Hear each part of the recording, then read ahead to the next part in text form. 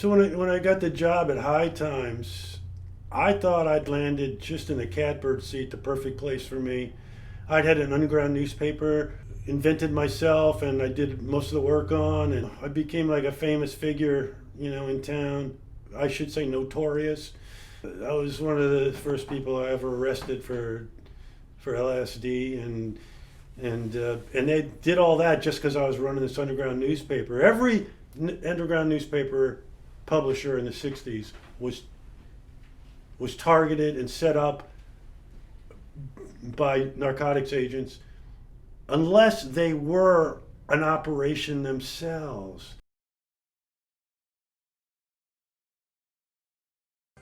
I didn't realize how much of the media, even the alternative medias, are basically operations to collect information and stuff.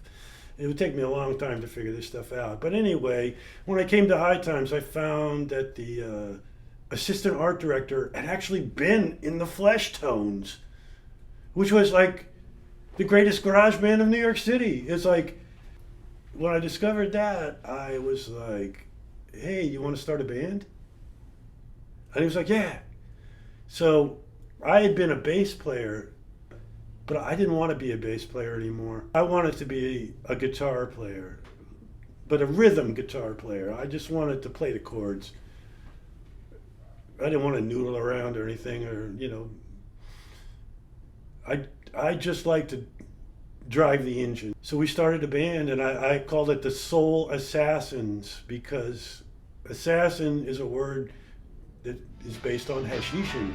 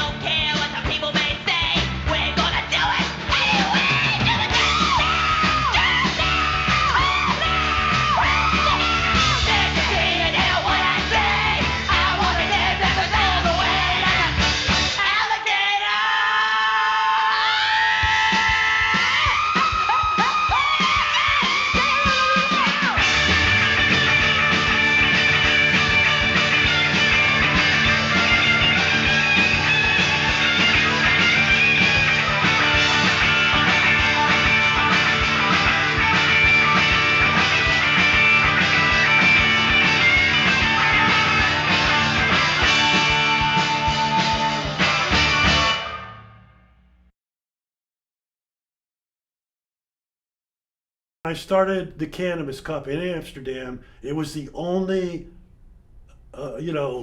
ceremony with marijuana in the entire world. Because marijuana is illegal everywhere, except it's tolerated in Amsterdam. And even though I thought it was just a party at first, when I got back home and thought about the whole thing after the first one, I realized I had an obligation to research the history of cannabis in ceremony. And I don't know where I picked up this information, but I knew that the oldest living religious document in the world that's in use today is called the Rig Veda. And it's written in Sanskrit, and it's the kind of like the Old Testament of Hinduism and Buddhism. So I got the Penguin translation of the highlights of the Rig Veda, and I began to read it, and much to my astonishment, the central sacrament in the Rig Veda is called Soma. Now, they describe Soma in great detail. It's green. It has amazing magical attributes. It heals all who are sick. It inspires poetry. You can make clothes out of it. Okay, so I'm reading the Rig Veda very closely here, and it's like, it's dumbfounding because I know I've been told that according to the universities and the professorial people with their gobbledygook, that Soma is supposed to be Amanita muscaria, a dangerous, toxic, and hallucinogenic mushroom that's easy to overdose on. And yet, if you read the actual words of the Rig Veda, it's pretty obvious they're describing marijuana. So, and I'm thinking, well, marijuana's everywhere. Everybody's using it, even though it's like the most outlawed thing on the planet. It's illegal everywhere. They'll lock you up for life in some states if they catch you with a small amount. And it only made sense to me that marijuana had been a big part of human culture for 6,000 years. And it was written out of history. Disappeared. It's not written about because it's forbidden.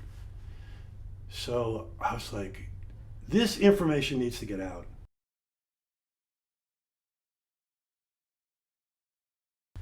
I knew it was good for glaucoma. I knew it was good for multiple sclerosis. Peter Tosh had written about these things. And so heals all who are sick. It only made sense to me that the whole medicinal side of marijuana was being ignored. So as I developed the Cannabis Cup, every year I would invite a different wing of what I considered counterculture spirituality, major figures in the history of the counterculture, and put them in charge of the ceremony.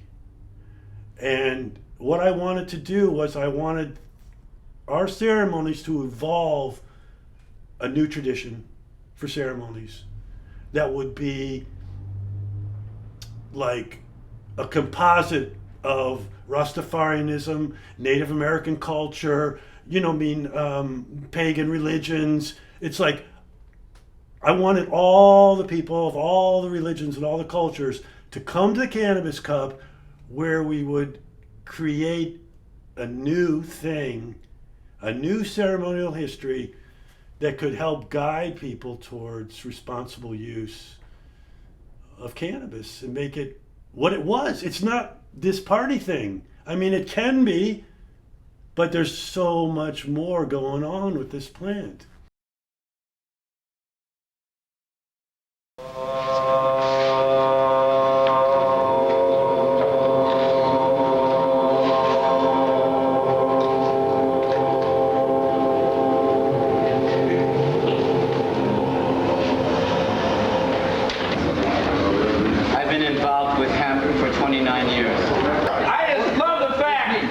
That there's brothers and I mean, we've been trying to do this since the 60s, bring brothers and sisters from all over the planet together in the name of hemp marijuana.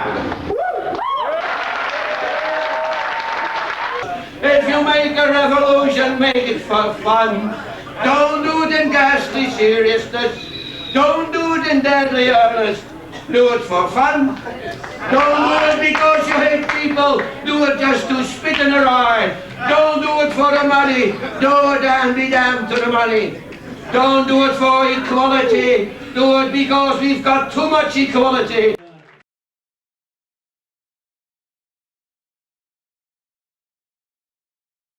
Got to be together. We got to love each other. We got to be together. We got to love each other. We got to be together. We got to love each other. We got to be together. We got to love each other. We got to be together. We got to love each other. We got to be together. We got to love each other. Be together. Love each other. Our sisters and brothers. We gotta be real people. Loving one another. Our sisters and brothers. Yeah, here we go. We got to be together. We got to love each other. We got to be together. We got to love each other. We got to be together. We got to love each other.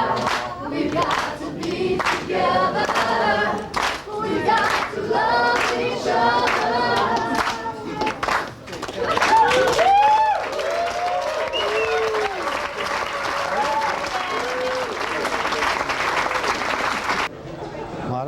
A press conference was held by Editor-in-Chief Steve Hager on the first day to express religious rights issues and to explain the Goddess Cannabia theme at the opening ceremonies on Thanksgiving night. Seal the doors, right? Hager was joined by Stephen Gaskin, the most successful counterculturist in the United States, and by Alex Gray, the artist for this year's theme.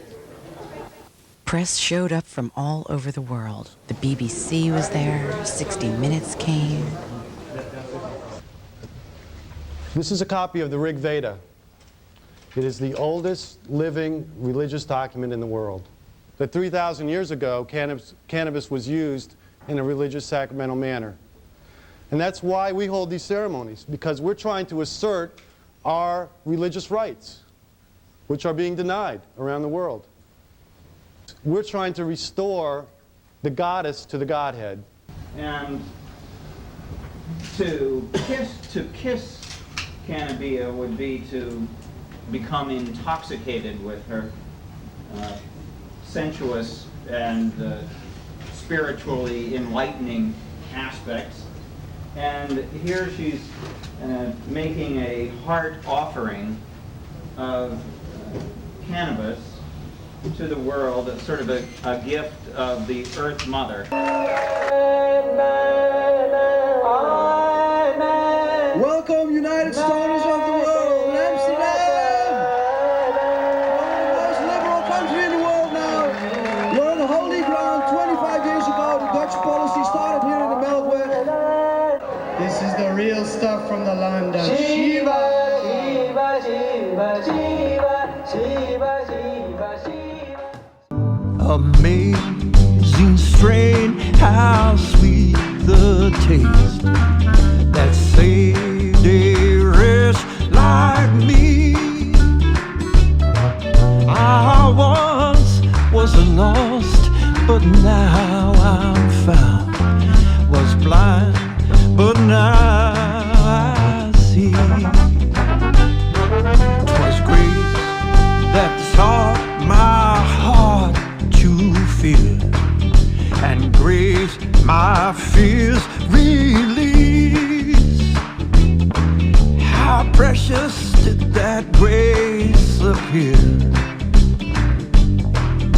the hour I first believed.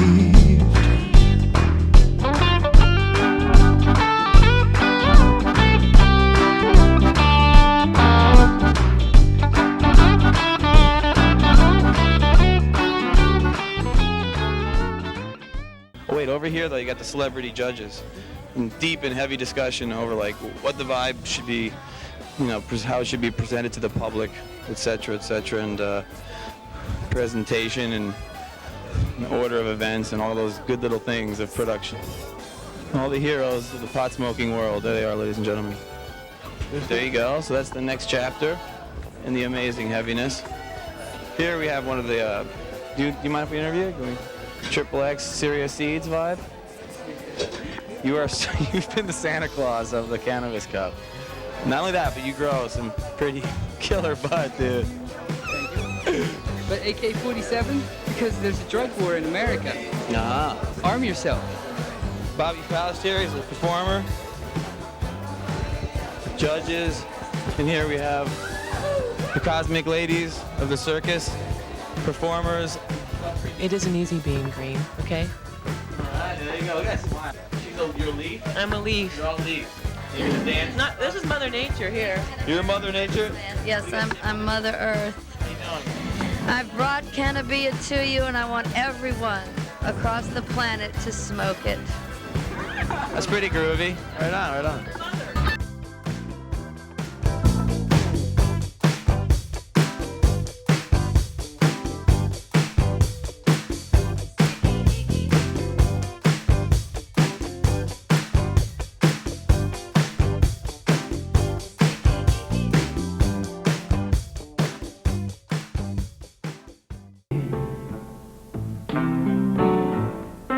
Dark in the alone,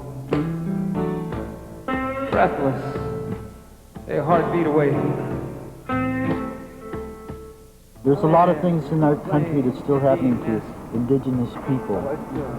It hasn't really stopped. There's a lot of things the media should try to support is the way, the right, and the will of the people. Don't you know what freedom means? Bad dog.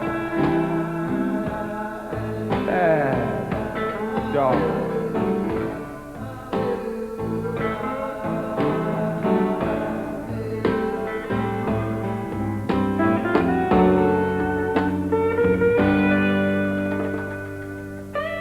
I think that people have to become knowledgeable, persistent, consistent, and focused.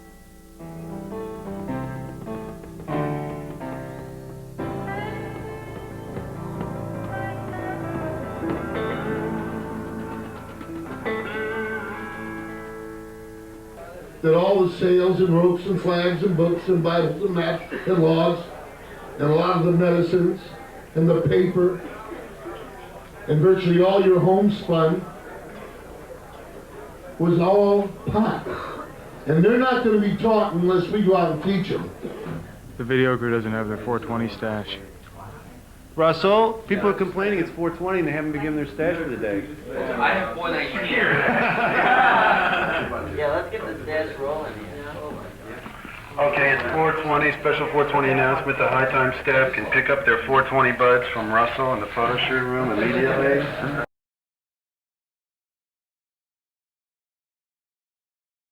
Robert, Nestor, Berhani Selassie Marley, Ohem, into the High Times Cannabis Hall of Fame.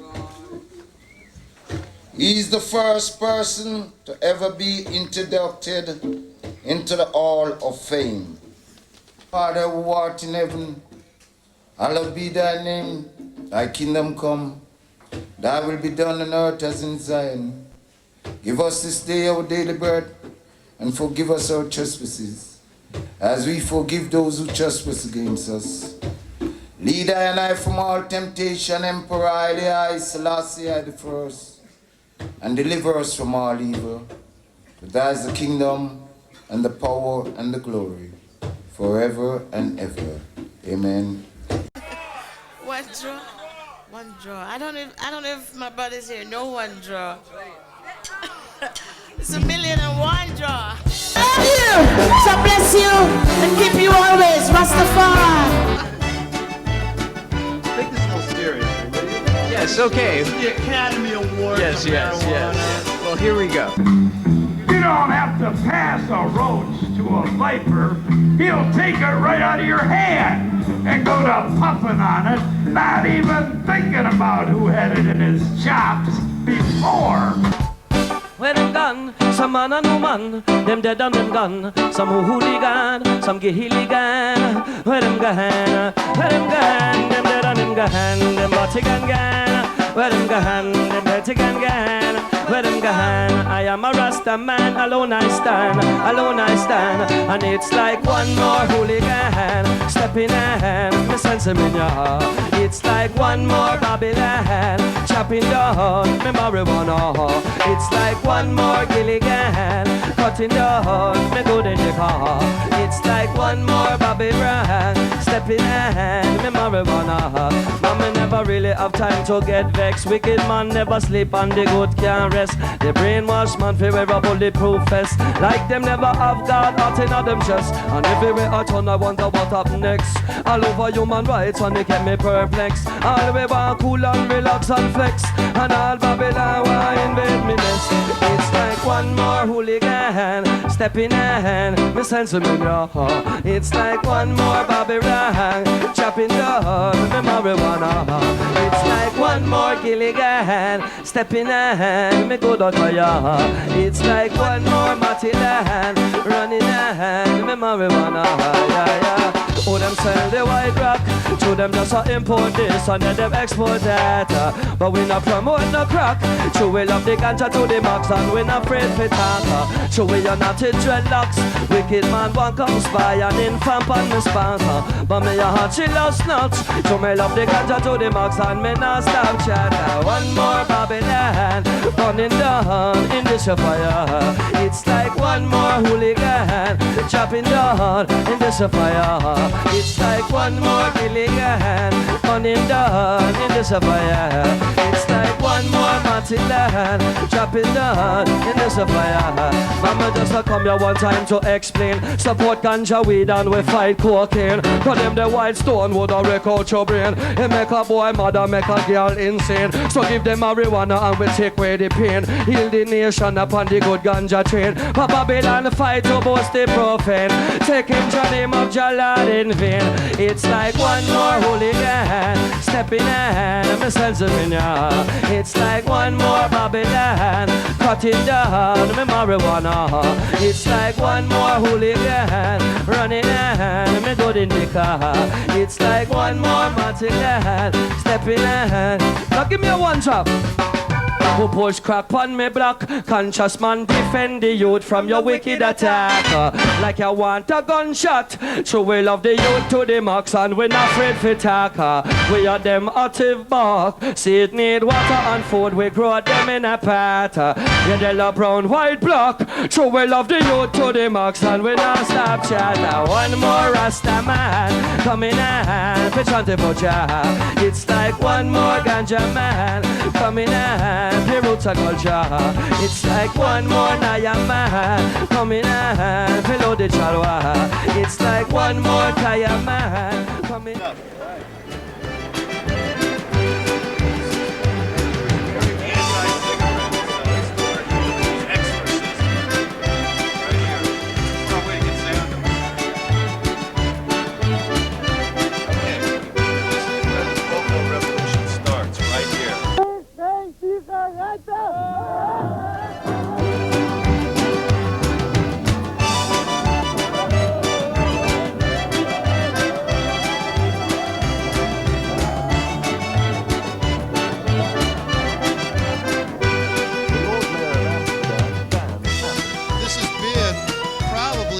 Interesting cannabis cups. First of all, the Domkring, who is the reigning champion, pulled out seconds before, like days before the event started.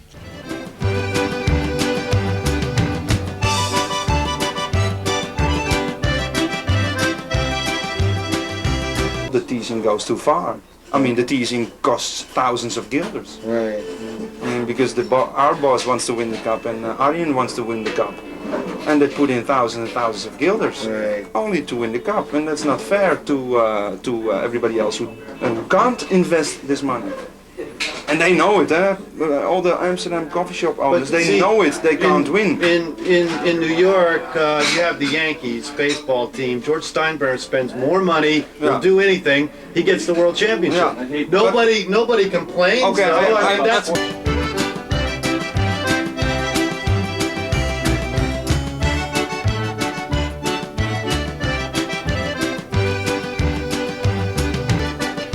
There's so many seat companies are phonies selling phony seats.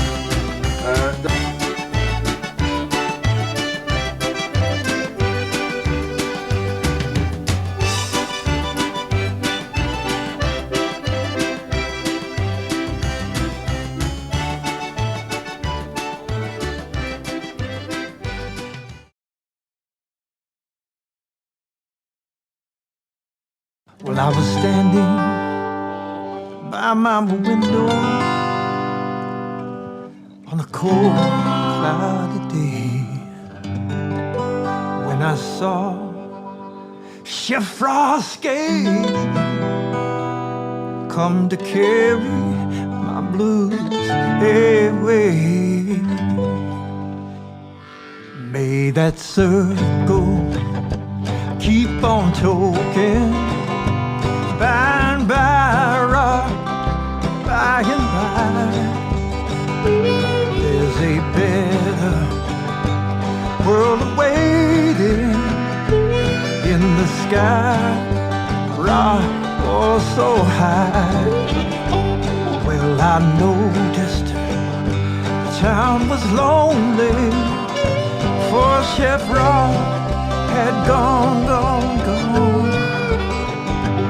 All his friends were crying and carrying on, for we felt so sad and alone. May that circle keep on toking and get high, oh so high. There's a better time awaiting in the sky with rock all so high. May that circle keep on toking and get high, oh get high. There's a better time awaiting in the sky with rock all so high. May that circle keep on toking with rock all so high. There's a better time awaiting in the sky. All will all get high.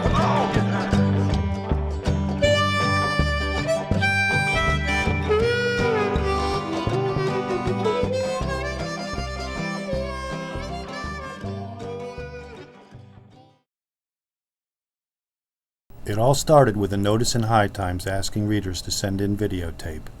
The results were amazing. Bad nuggets, yo.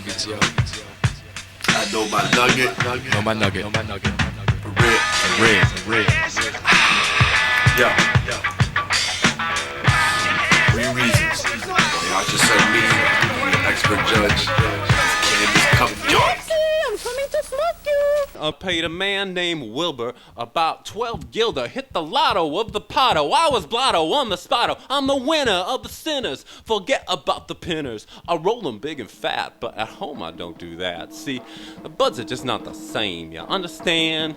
Amsterdam is marijuana Disneyland.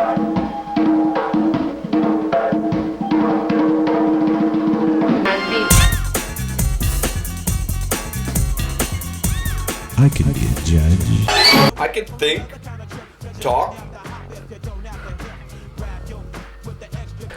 I've smoked quite a bit, but it's the best medication that I've ever used for numerous things. I'm a full-time political activist, spending 30 to 60 hours per week all year, recruiting and directing a staff of 550 volunteers for Seattle Hemp Fest. Don't ever smoke in a moving vehicle. Weed. I just want to say, vote for me because I am the stoner who got the gay Finnish men to strip down to nothing from the aid of marijuana on New Year's Eve. And I got them work for that night, stripping.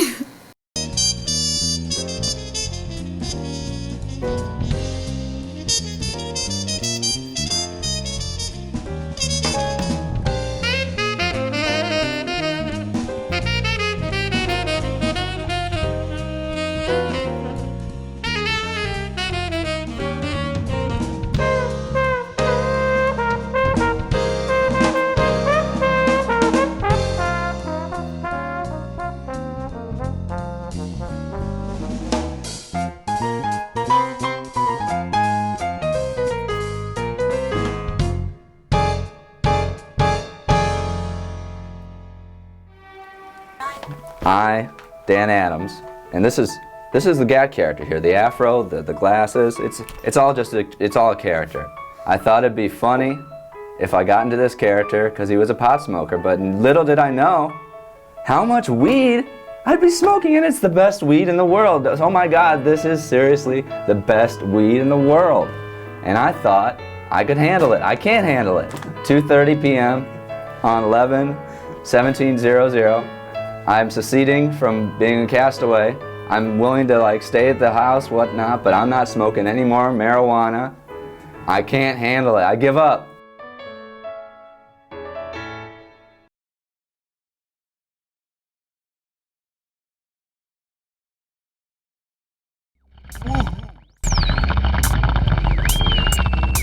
I've just received this video via space email from the evil criminal organization Schwag. Captain Cannabis, thank you for opening this attachment. Ooh, that was close. Harder than ever before. On the 1 foot skank. Basset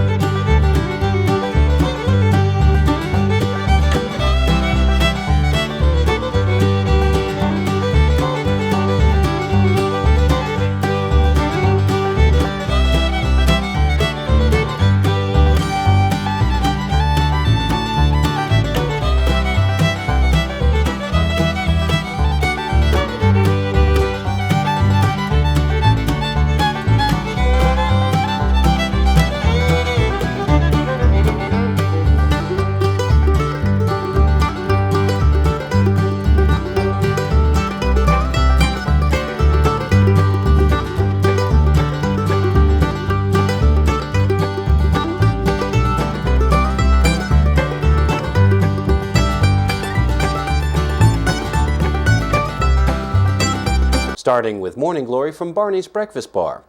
Barney's took home the top prize at last year's Cannabis Cup with a sativa named Sweet Tooth. My name is Derry. I'm from Barney's Breakfast Bar. What it's done for me, what it's done for my business is incredible. It's brought the business right on the map in a much bigger way than I ever actually thought. And this is Barney's Cannabis Cup entry for 2002. And what it is a cross of Sweet Tooth and its indica mother, an Afghan indica.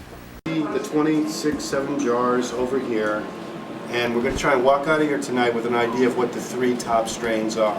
So what I want you to do is just take a moment, have a moment of silence here, focus on what it is we need to do, clear our minds, and consider that this is the sacrament of the counterculture, and we're trying to find a strain deserving of the award of Cannabis Cup.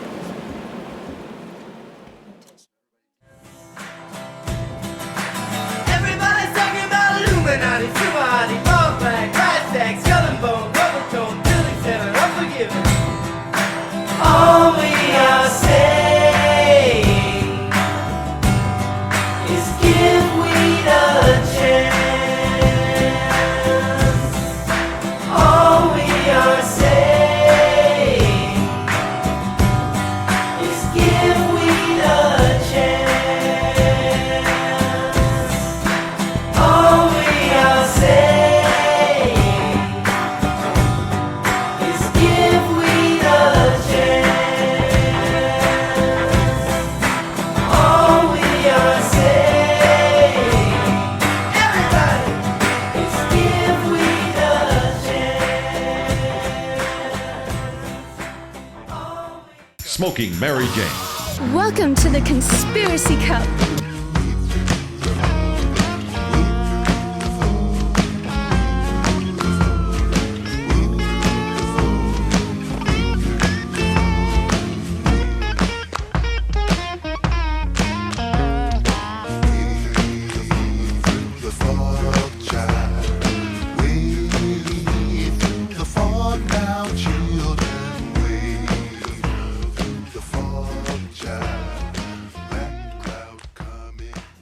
We're from Sarasota, Florida, and this is my 5th cup. This is my 4th here.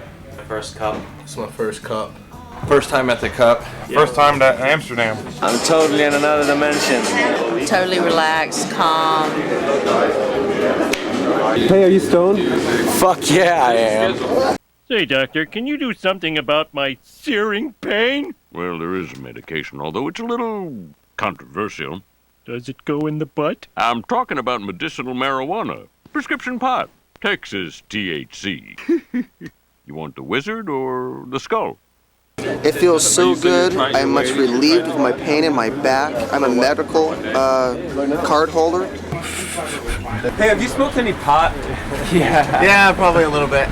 Perhaps. Breakfast at Barney's with the Amnesia Haze was my favorite. We from Barney's. What's the one that Barney's have got? I smoked the Ariane's Haze yesterday. Ariane, I think it was called. And I forget where I got that one. There's no words for it. It's just smoking. I'm actually here on my honeymoon. This is my wife right here. I'm Ray, from California. I'm waiting in line. We're on a quest to find the best pot. My favorite coffee shop. That's a tough one. Homegrown fantasy. The greenhouse so far is the best. I love the greenhouse. Barney's was fun. The Rookery. The Rookery, yeah. This is like Bike Week for stoners. It's a good enlightening festival to go to, and I recommend it to anybody who is a connoisseur of fine marijuana. I don't really care at all about anybody's avatars or who's the god of this or that. I just ain't even interested. And I don't care about, the creation myths and the stories of how all the stuff started. That's fine. It's beautiful poetry put together by people who did not have the benefits of science that we have now. It doesn't make the miracle any less that we can understand it in terms of field theory and atomic physics and light theory. It's detail. It's just like if you were doing a painting and you wanted to do a really fine painting. Well, it all depends how much detail you want to put into it, And it's the same thing with growing cannabis. If you put a lot of detail into it, you're going to come out with a masterpiece.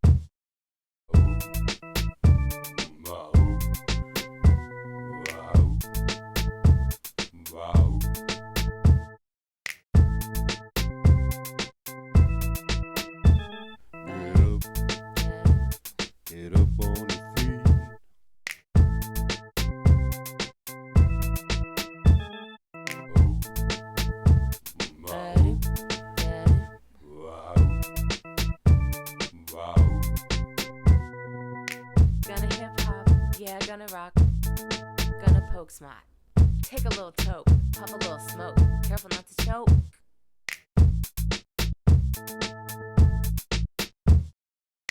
Take a little toke, puff a little smoke. Careful not to choke. Good morning, Amsterdam! England. Youngstown. St. Louis, Missouri. Carson. Washington. Japan. There's Soma right over there. Philly. What's up, Yuma, Arizona? Woo! Cincinnati, Ohio. Cincinnati. Yeah.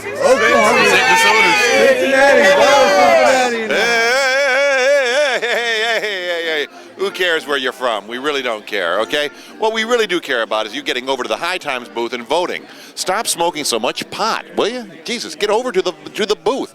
Vote once, vote twice, vote 6 times if you have to, but vote.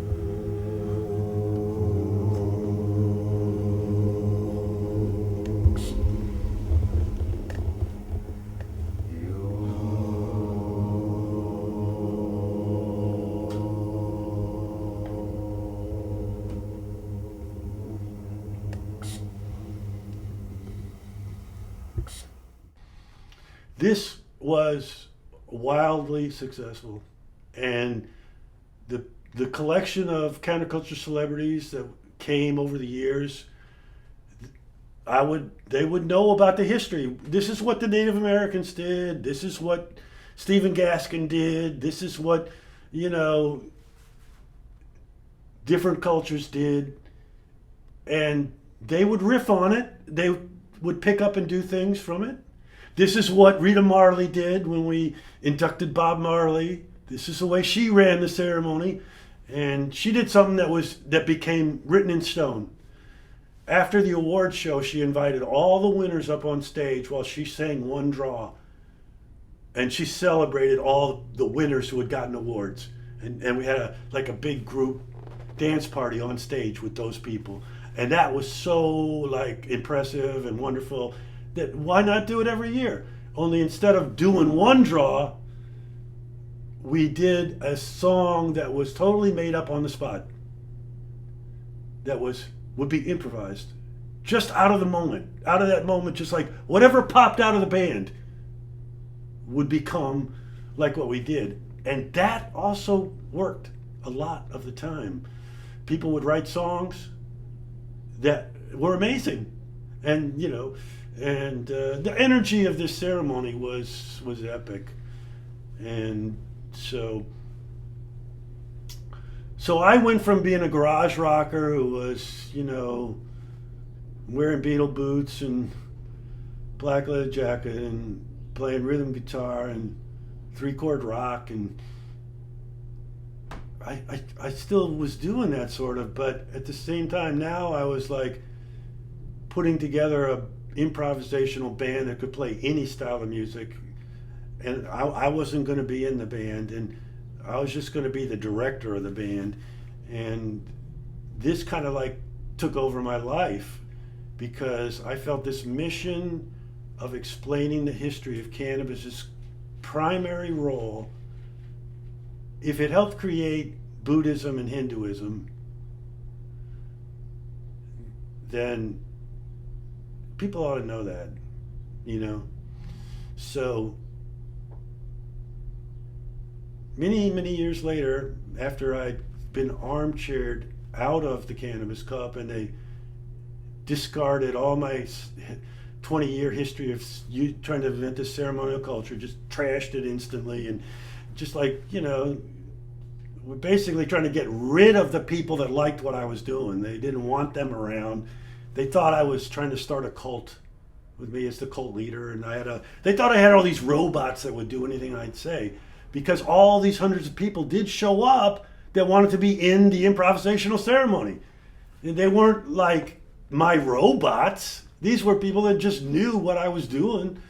It was really cool, So, and I was promoting peace and unification of all religion, all culture, together to celebrate the sacrament of peace, cannabis. So a lot of people really dug what I was into, but not the people who ran High Times. They did not dig it at all. So towards the end, when I've already been fired a couple of times and they had to bring me back because the sales tanked so bad, and every time they brought me back, they had to pay me more money, but I had less influence. Any staff that was loyal to me were like gone early on, so I was pretty much very isolated, but I was still pursuing the big stories. Jack Herrera, who I'd anointed the Emperor of Hemp and put on the cover 7 times, and we ran the hemp movement through Jack, and he became Mr. Hemp, and Jack wanted me to publish his book, and the company refused to let me publish his book. And so somebody else published the book and sold 700,000 copies or whatever, and ripped Jack off or whatever. But it's like, you know, so much of what I was doing never got to happen because I was so distrusted by the people running the company. But even though the stuff I was doing was right on, but Jack Herrera told me that this guy, Rick Simpson, with cannabis oil that he was making. And I was like, I heard this rumor, and it didn't sound right to me. You know what I mean? It's like, how is that possible? So Jack said, no, he's got real evidence. You know, everybody's ignoring this guy.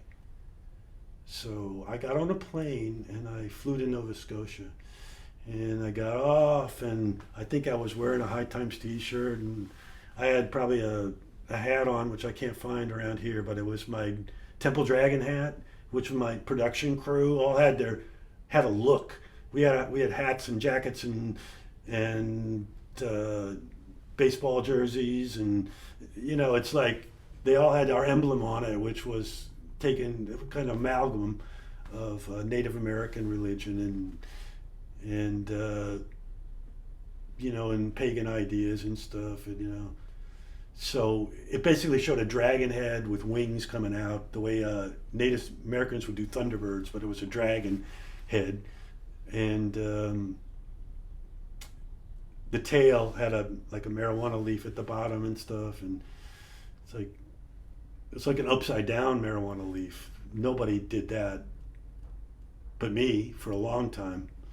So the upside down marijuana leaf looked better to me because it's the way the plant shows the leaf to you. It's the natural way it appears in nature. But they flagged me just on looks, and I was searched, you know, and pretty easily found a small roach hidden in my what looked like a pen, but you opened it up and it looked like it was empty, but stuck in the very bottom was a little roach, a tiny amount of cannabis, and they threw me against the wall and they handcuffed me by my back, and it's like, you're going, and then I had to call my lawyer, you know, the company lawyer, and they're like, well, you can't come to Canada, you're banned, and you're going back. But then they looked, and they said, well, there's not a flight till tomorrow morning at 8 o'clock. That's the first flight out of Nova Scotia back to New York. So we're gonna put you up at this motel next to the airport, and then in the morning you'll go. So I was like, I got to the motel, and I called Rick Simpson, who I was supposed to come stay with for a few days. And I said, Rick, they're booting me out of the country tomorrow, but I can come see you for a few hours right now, if you can come pick me up. So, man, he hightailed it out there. See, Rick had never done an interview with the media before. It's like he'd been doing this work for years, for a couple of years, and he's basically being ignored. He was trying to get this out. He was talking to the press, but everybody was ignoring him. So, you know, we talked on the about everything I knew, the history of the world, what was really going on, you know, how they warped all the religions. They've taken marijuana out of religion. They, you know, it's like I gave my whole rundown on the octopus, how things really worked, and Rick was a really smart guy. He wasn't that well schooled, but he was pretty up on you know, the Illuminati and stuff like that. Only he had been suckered into like the cover stories and the bullshit that they spin, you know. And I told him, no, it's not like anything you read on the internet about it. Nothing real about the Illuminati's on the internet.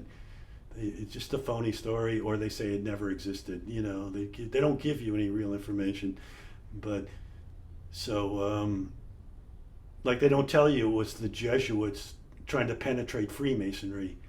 The revolutions, the Age of Enlightenment ran through Freemasonry.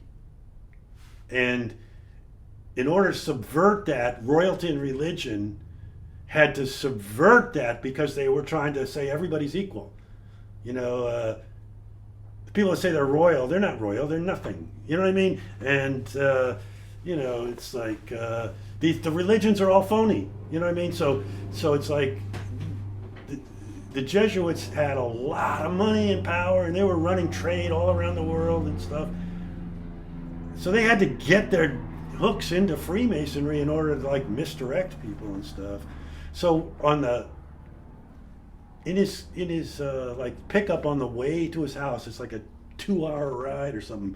Things are really spread out in Nova Scotia, but you know, I basically gave him a 2-hour lecture on the history of what's really going on. That's all on tape. That whole thing was recorded. So then we get to his house, and then I start to interview him, and we're in his kitchen. I do the first hour in his kitchen, and I just start with, you know, where'd you grow up? What were your parents like? You know, and he told his story. And then he gets to 1974, and he's sitting in his pickup, and he's driving somewhere, and a news report comes on the radio. They've just completed a study with rats.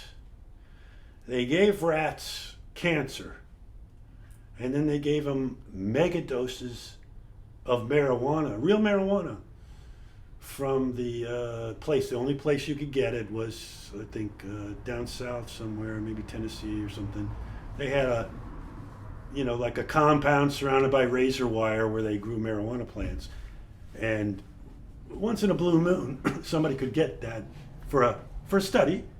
If the study was going to prove marijuana was bad for you, it had to be like, so a study that was going to force feed enormous amounts of marijuana to these rats who already been injected with cancer.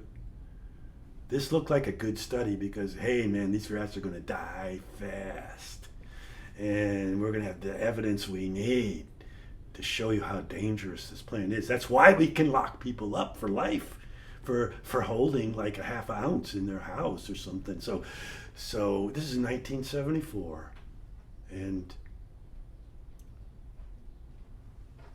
the funny thing is, the rats that got marijuana, they lived longer than the rats that got no marijuana, the control group. So the commentators on the radio, this is a joke report to them. They're laughing about all this. Just seems like hilarious to people. You know what I mean? So they don't really see anything medically important about this study. But what did happen was, after that study, the pharmaceutical industry was forced to invent a synthetic version they called Marinol.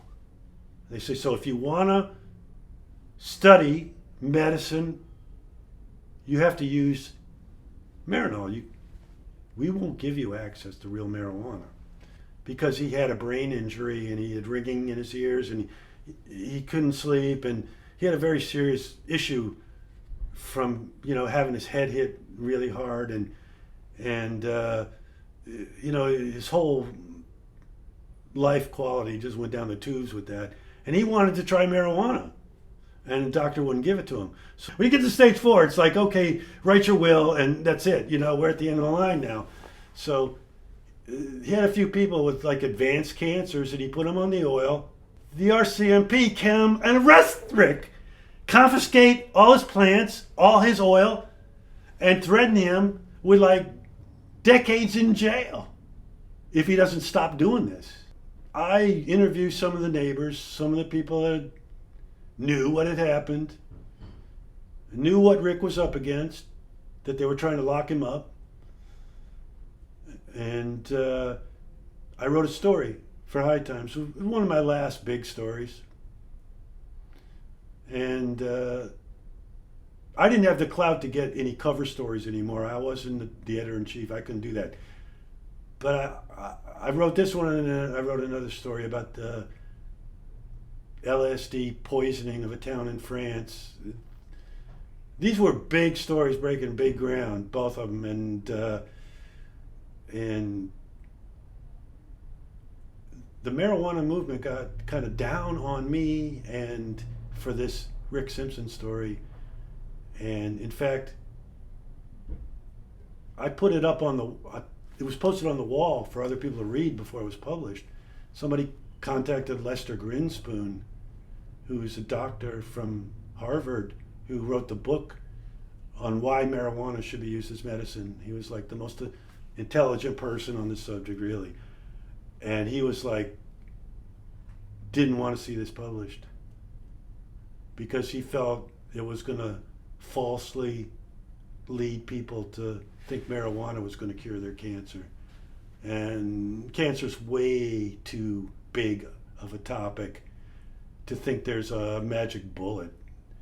You know what I mean? It's like Grinspoon knew cancer was good. Cancer was good for cancer in that you kept your appetite. You kept eating. Because a lot of people with cancer, they waste away. I didn't believe it until I interviewed the people. Anecdotal evidence, cancer sometimes go away. Your body does it, you know what I mean, or whatever. So there was no scientific evidence, there's just this story. But nobody would investigate the story, and the DEA wouldn't let anybody use natural cannabis for any studies. And that's where we are today. We're still there.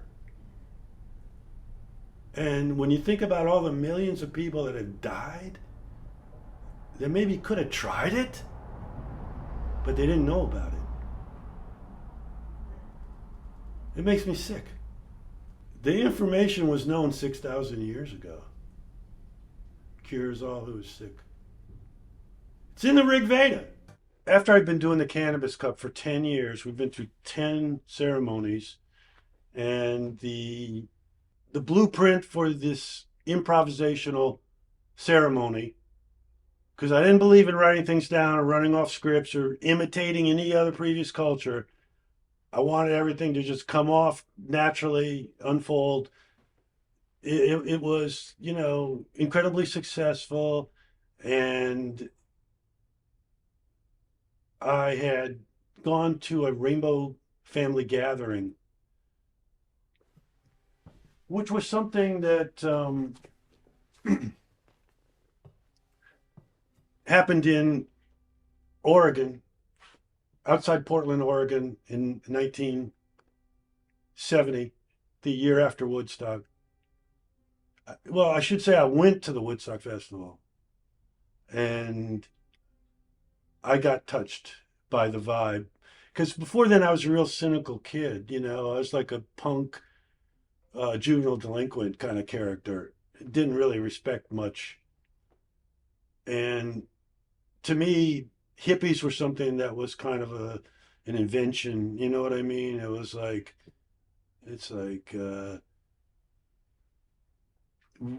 we were more like juvenile delinquents than hippies. I just didn't, the hippie thing, I didn't identify myself as a hippie until Woodstock. Because when 400,000 people got together and everybody was friendly and everybody shared everything and took care of each other, and there was some little static here and there, but it was so overwhelmed by this energy, this positive vibration, that once you stepped into it, it just overwhelmed you. It was like, a violent mob carries its own center of energy. That's a shared group mind. So if people will do things they would never do in real life because they're in this mob mentality. Well, these ceremonies are the same exact thing. When you have a ceremony and it's devoted to peace, and people are trying to, amplify that. It was called the love generation because we were trying to amplify empathy with each other. It wasn't because we were trying to fuck each other. Although we liked, we were attracted to people. We didn't want to be in massive orgies where everybody's fucking. We wanted, everybody to love each other wholesomely and share that energy because it made us feel better. And when you learn the tools of amplifying love energy, you can find that you can do it with people very easily because people will naturally fall into it. And unless they're like really damaged people, this energy really can enter people and change their behaviors and stuff. So my behavior changed after Woodstock. I really felt like my generation was doing something really important to end war.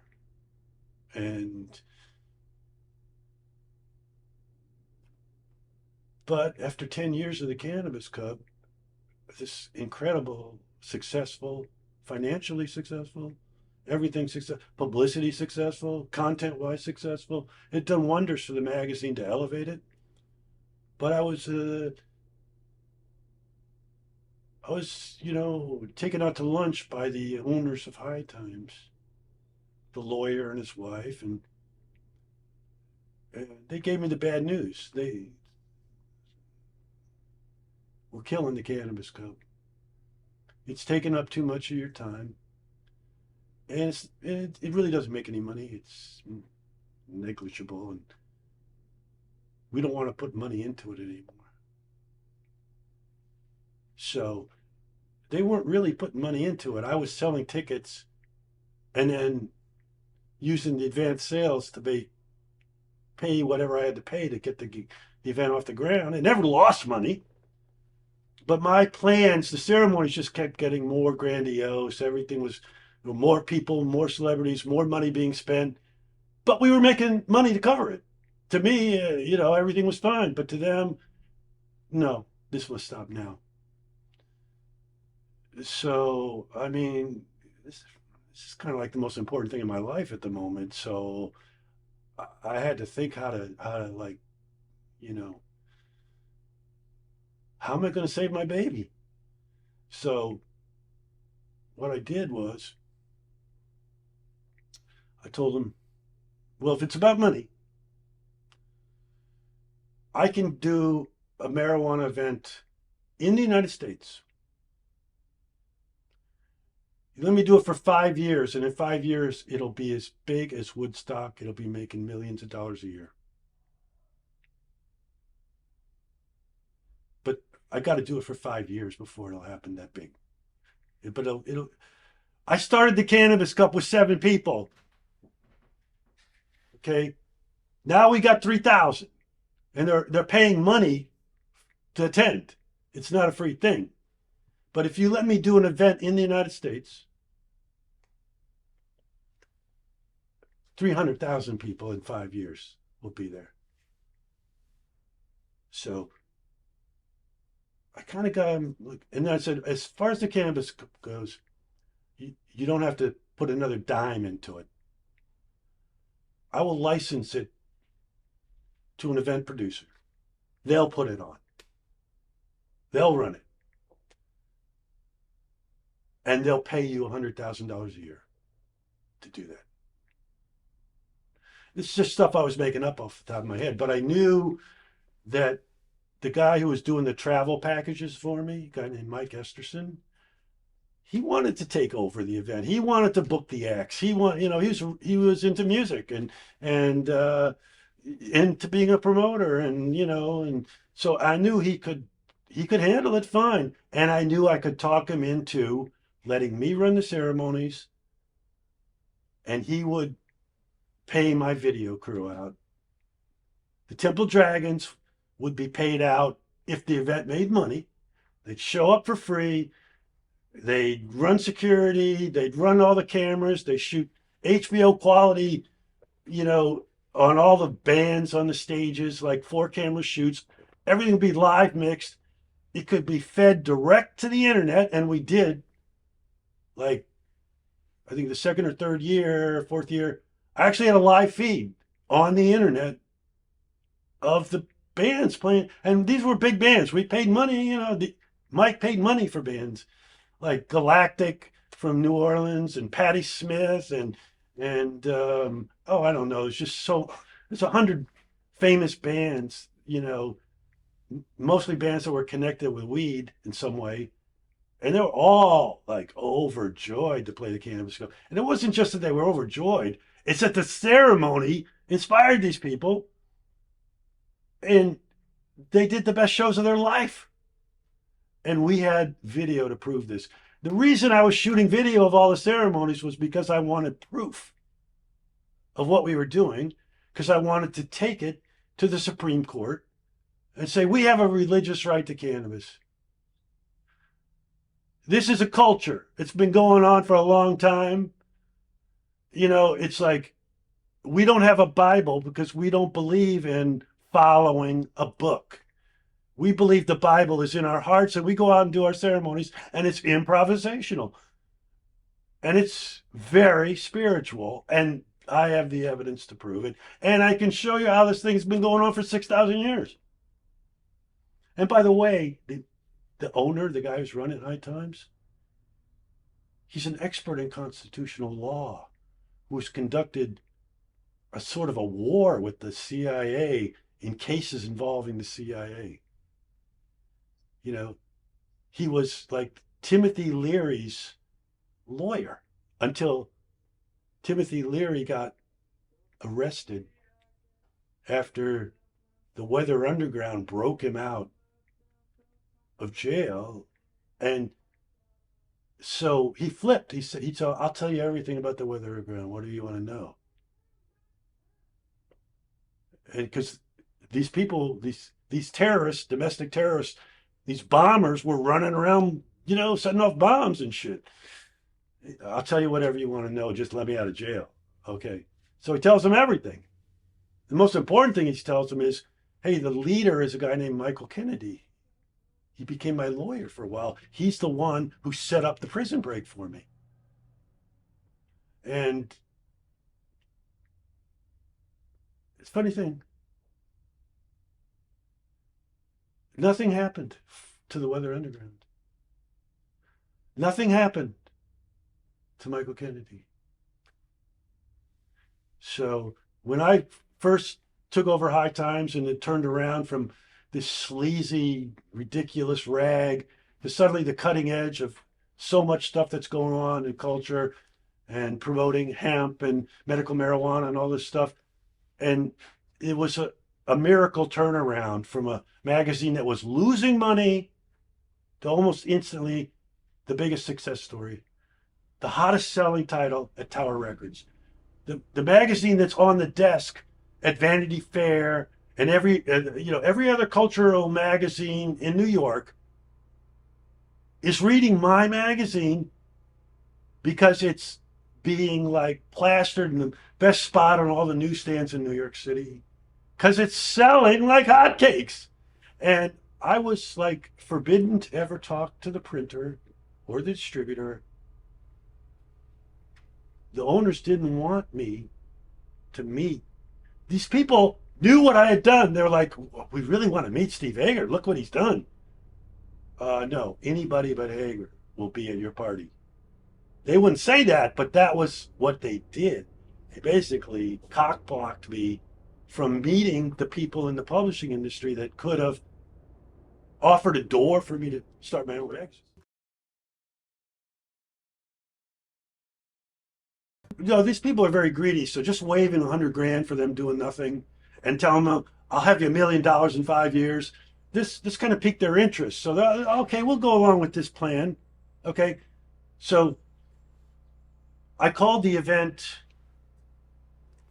World Hemp Expo Extravaganza.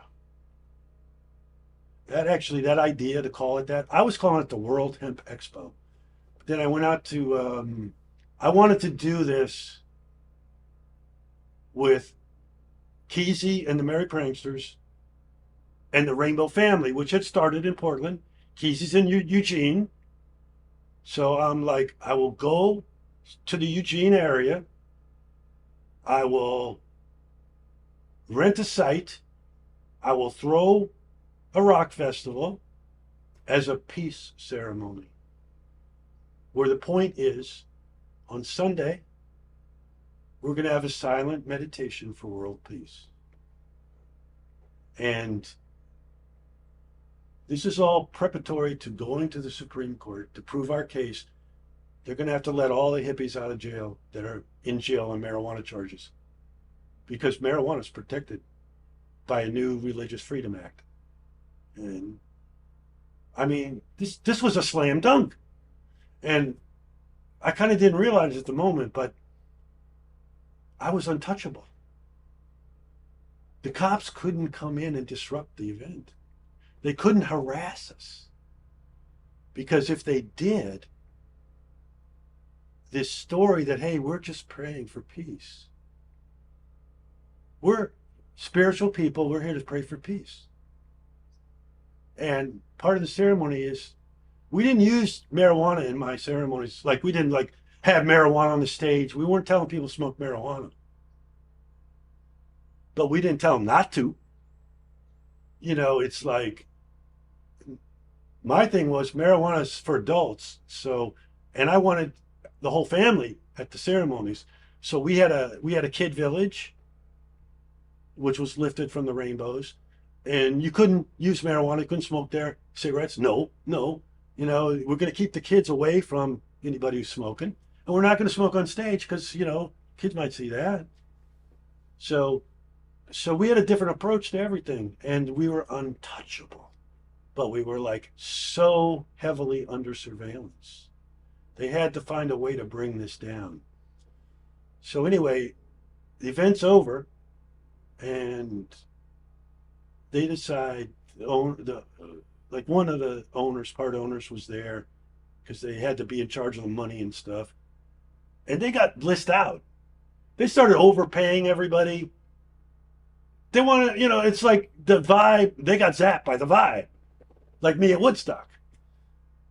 But then they left on Saturday because Sunday was free. They didn't need to be there for Sunday. They didn't stick around for the peace ceremony. They just overpaid everybody and left. But they didn't pay one guy. They stiffed one guy, the property owner. He was, I believe, was a speed freak, crystal meth guy, and his house was a wreck. And he was married to some Nicaraguan woman, and he had like a bunch of kids running around. And he wanted to talk to them without me around. So he invited them into his ramshackle, dirty house and made one of these millionaire relatives of Tom Forcade, who's very rich because High Time's making so much money, and made her sit down on a chair that she felt she shouldn't even be in because it's so filthy and everything. Anyway, he pitched to them that I needed to be gone and he needed to do everything, get rid of Hager. You know what I mean? So it's like the magic vibes, the peace ceremony, all that shit. He didn't want that. He just wanted the rock and roll show. So he didn't understand how what I was doing was protected by, you know. So, but anyway, we get back. The event has made hundreds of thousands of dollars. Lots of publicity. I get called into the lawyer's office. I'm thinking, oh, here we go. We're going to talk about how we're going to go to the Supreme Court now with all the evidence I've got about, you know, the history of cannabis, religion, blah, blah, blah. No. I'm being brought in so he can tell me, we's over, we're not doing another one. Didn't make any money, which was a flat out lie. And it's like, I was flabbergasted. All right, so it's over. So I accept it. I go back to my office and everything.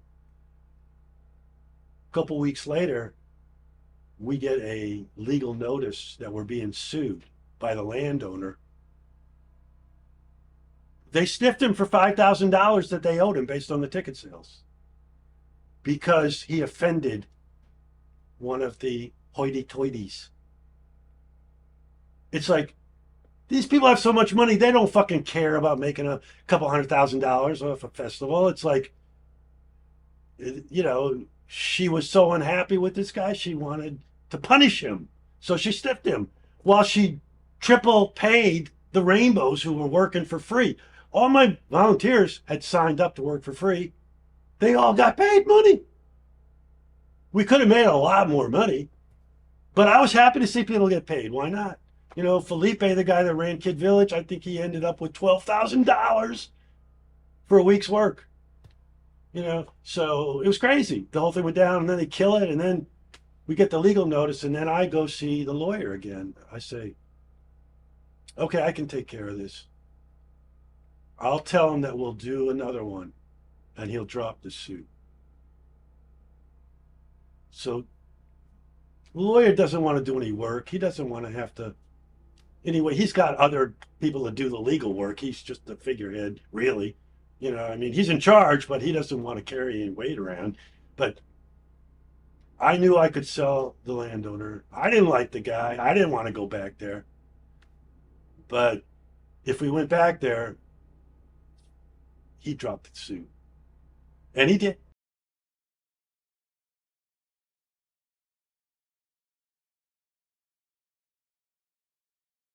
All right, so we get to do it again. All right.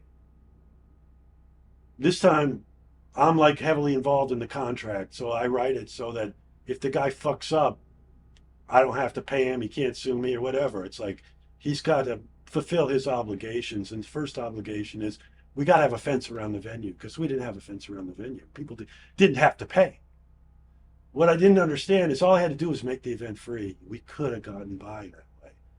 But by making it a paid event, I had to have perimeter security. I had to try and I had spent my life sneaking into rock festivals. It's what teenagers do. It's a game. And most people refuse to pay to go to a rock festival. It's outdoors. Not if they can climb a tree and jump over a fence and just walk in, you know what I mean? So it's like I was going to become security narc that was busting all the poverty-stricken hippies for trying to get in for free. And I did that with a certain amount of vigor, which I now regret. You know what I mean? It's like I should have just let the free people, just left them alone. But anyway, I did sort of leave them alone in that I would shake them down.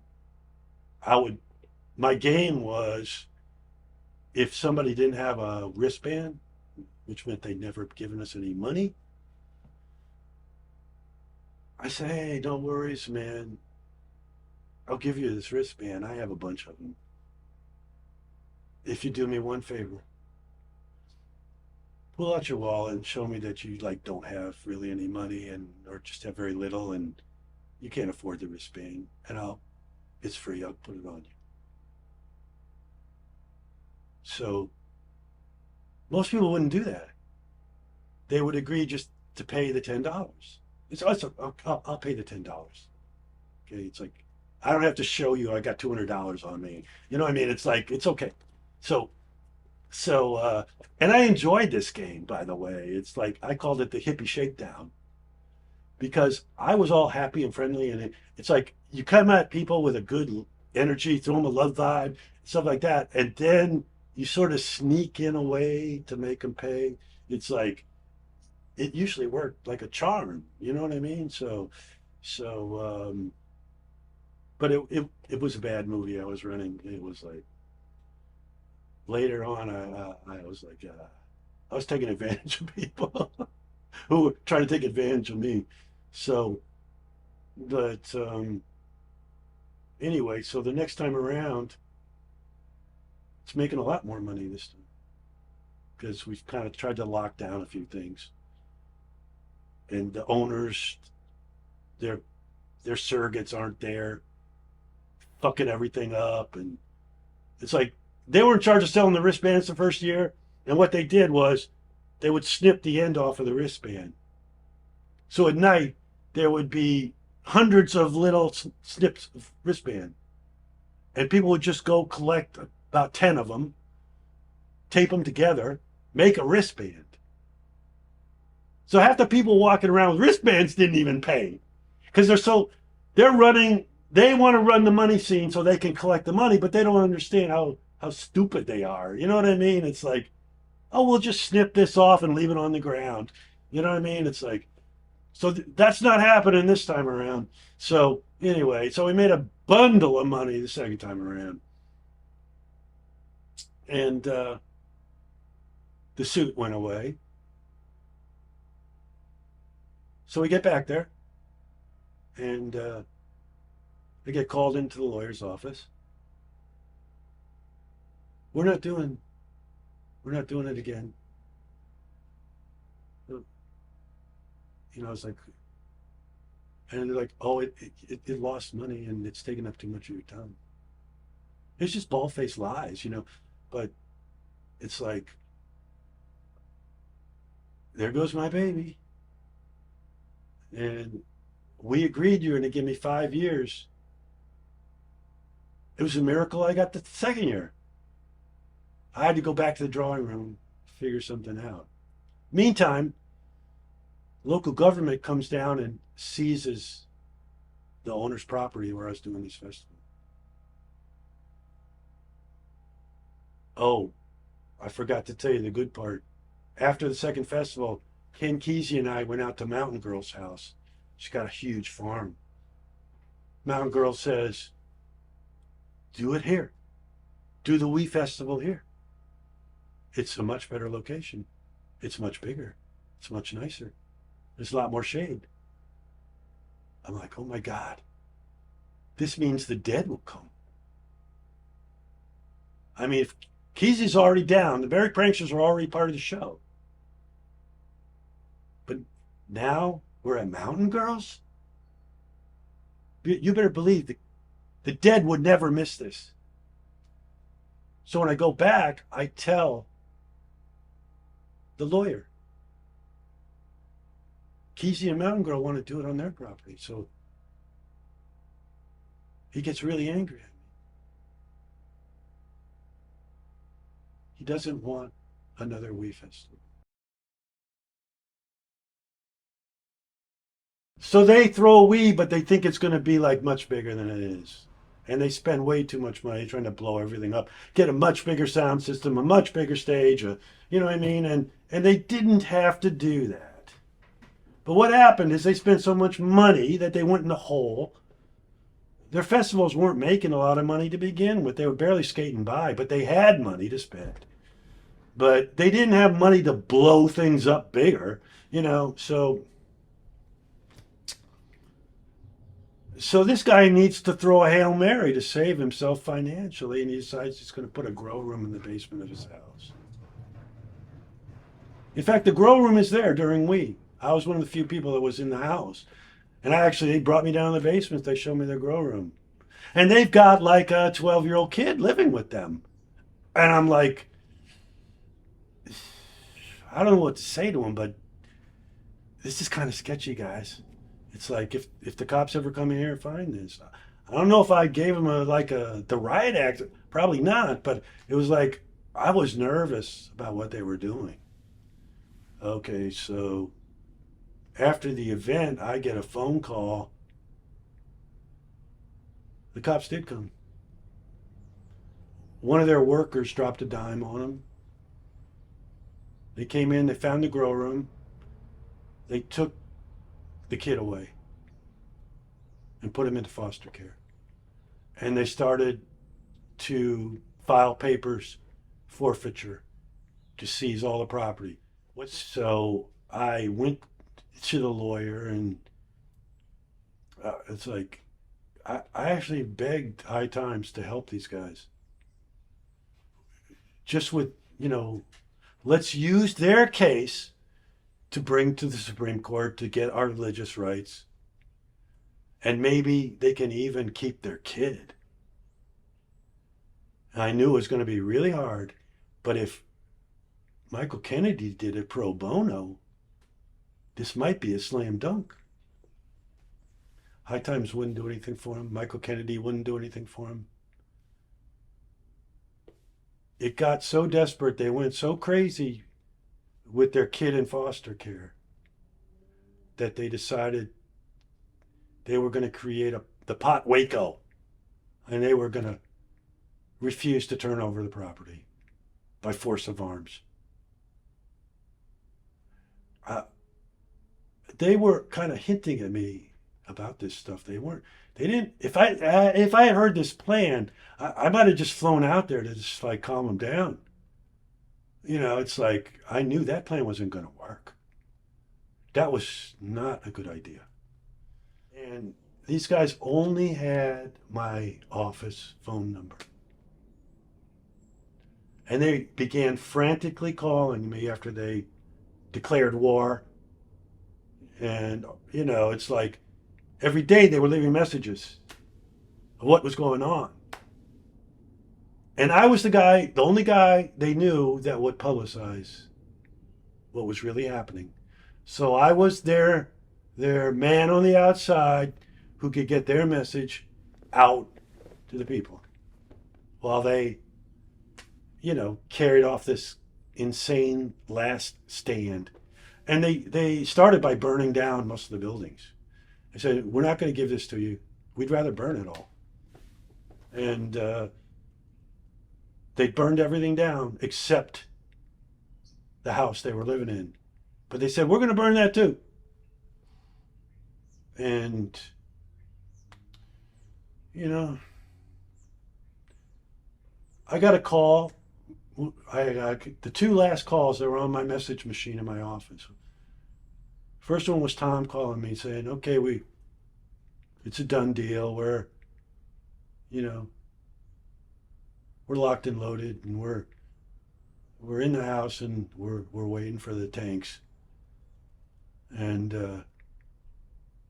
they made a big mistake. News helicopters were flying over, and they fired a gun, like some pop gun, at the news helicopter. But that's a federal crime that immediately brought the FBI into the case. That really pissed off the police because, see, the police knew they thought they were firing at a police helicopter. And they weren't going to allow police cars to come into their property. They were going to shoot the police. Just like the people at Waco did. And they were going to call it self-defense. But the state police and the FBI immediately put a ring of snipers around the property, and I think they put a plant inside the house with them who helped with the luring of Tom outside the house. And then Tom went to get this is so stupid, they were so ill prepared. He left to get a coffee pot so he could have coffee. And when he's bringing the coffee pot back, the 19-year-old kid who was with him, following him around, who they've allowed in the house, he goes down to tie his shoe. And like 7 bullets hit Tom all over. He never saw anything coming. And then the next call, which was the last call, was from Raleigh, telling me Tom was dead. He was sobbing. And I immediately went to I'd just come back into the office from being away, and I immediately went online. And I realized they're dead. Raleigh's dead too. And I got post-traumatic stress disorder already, but now I'm in a panic state. You know, it's like I just never believed it would come to this. And you got to imagine the amount of guilt I felt. I had destroyed people's lives. People were in jail because they had joined my movement. These guys were dead because they joined my movement. It's like I couldn't do this anymore. I couldn't do another we. I couldn't even go to their funerals. It took me, 20 years before I could go back to Michigan. I was so broken up about the whole thing. And then when I went back and went to Michigan to do a ceremony honoring them, I was just breaking out in tears all the time. So we got the video of the ceremonies. We've got history, the evidence, everything I was doing is backed up by 6,000 years of history.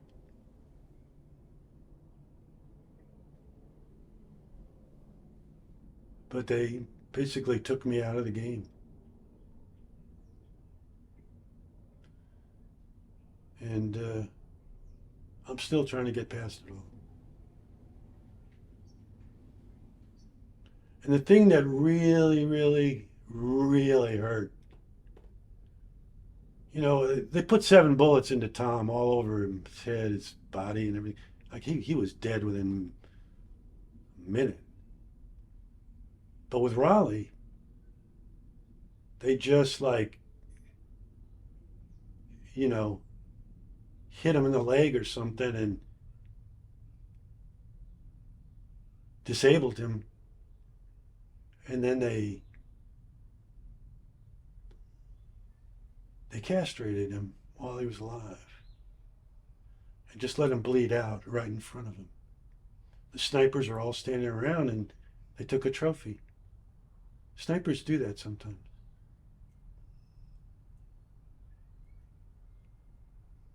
And Raleigh's son was living with a local police chief, and he had written an impassioned letter to Raleigh. Just come out and surrender, Raleigh. Just come out and surrender. He's just begging his dad. And I don't know, the pain I felt from it all just overwhelmed me. It started out so great, so fun, so positive, so righteous, and it just turned to murder.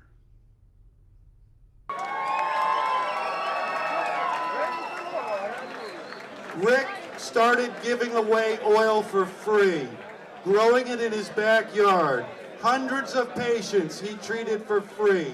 So the Canadian government arrested Rick Simpson, convicted him of being a drug dealer, and while he's at the Cannabis Cup just now, they have raided his property for the 3rd time and are prepared to arrest Rick again when he returns to Canada.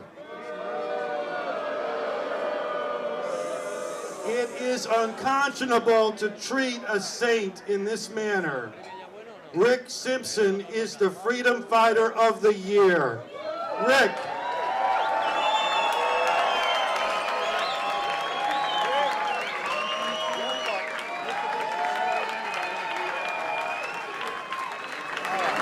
Thank you very much, ladies and gentlemen. And look, it's a pleasure to be here at the Cup. I've met so many wonderful people. The seed companies, DNA seeds, THC. And we'll save the world, all I know, 'cause Jack said so. We gotta let him grow, we gotta let him know that the emperor wears no clothes. Hemp and parade, hemp will save the world today.